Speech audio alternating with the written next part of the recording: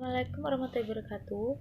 Perkenalkan, nama saya Zulfa Anissa, NIM 211103010026. Di sini saya akan mempresentasikan PPT saya yang berjudul menganalisis media pesan menggunakan analisis isi kuantitatif dalam penelitian edisi yang kedua.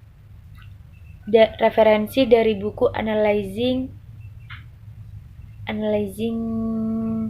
Message. Di sini saya akan membahas tentang definisi analisis dulu. Dari yang menurut saya ketahui ada 5 pendapat para ahli yang berbeda-beda dan dapat disimpulkan yaitu analisis isi merupakan suatu kegiatan berpikir untuk menguraikan atau memecahkan suatu permasalahan dari unit yang terbesar menjadi unit yang terkecil. Yang saya ketahui itu. Lanjut yang kedua yaitu definisi konten. Apa sih konten itu? Konten adalah sajian informasi yang disampaikan melalui berbagai media. Media itu seperti televisi, internet, radio, bahkan pertunjukan panggung juga termasuk konten. Selanjutnya saya akan membahas tentang merancang analisis konten.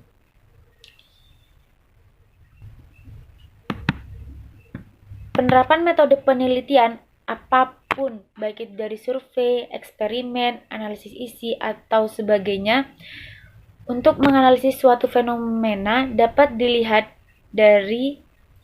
sebagai terdiri dari 3 fase tahap, yaitu konseptualisasi, perencanaan atau desain, dari penyelidikan dan pengumpulan data, dan analisis data. Ketiga fase ini sebanding dengan tahapan yang mungkin dilalui pemilik properti dalam pembangunan. Saya mengambil contoh pembangunan. Yang pertama, ada visi pemilik properti tentang seperti apa struktur itu nantinya dan bagaimana fungsinya paralel dengan fase konseptualisasi dalam hal apakah bangunan yang diinginkan adalah rumah, apa mall, apa gedung perkantoran, apa apartemen tuh. Terus setelah visi umum itu dikomunikasi kepada arsitek oleh pemilik properti, proses perencanaan operasional yang jauh lebih rinci terjadi serupa dengan tahap desain penelitian. Kita masuk ke tahap yang kedua yaitu desain penelitian. Ketika arsitek menggambar cetak biru, si struktur arsitek harus menentukan bagaimana bangunan dapat dirancang dengan baik untuk mencapai tujuan fungsional pemilik properti serta gagasan umum yang dimiliki pemilik properti tentang beberapa fitur yang diinginkan. Lanjut ke tahap ketiga yaitu tahap pembangunan. Pembangunan yang siap untuk melaksanakan rencana tersebut berbekal rencana operasional dan cetak biru, yaitu tukang kayu, tukang listrik, tukang batu, tukang atap, pelukis, dan macam-macam yang bersangkutan dengan proyektor dalam menyelesaikan proyektor tersebut. Kita lanjut ke contoh analisis konten. Analisis konten memiliki berbagai teknik yang memiliki untuk memilih konten yang baik dan yang buruk. Tergantung pada masalah teoritis dan masalah praktis yang melekat dalam proyek penelitian. Berbagai metode sampling probabilitas tersedia termasuk simple random, sistematis, stratified, cluster, multistage sampling itu. Selanjutnya, konten media yang diproduksi oleh perusahaan komersial mengikuti siklus.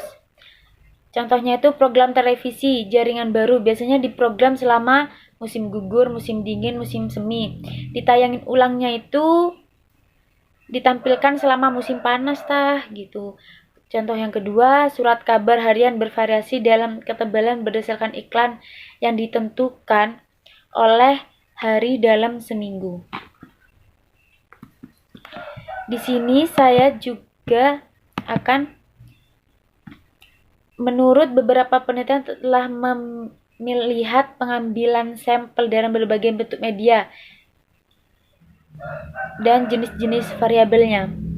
Yang pertama ada surat kabar harian, koran mingguan, majalah, berita televisi, jaringan.